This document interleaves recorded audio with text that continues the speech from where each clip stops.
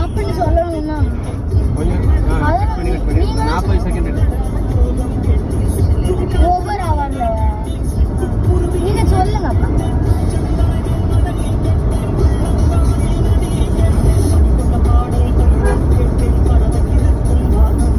நீங்க சொல்லணும் ஸ்டாப்னு.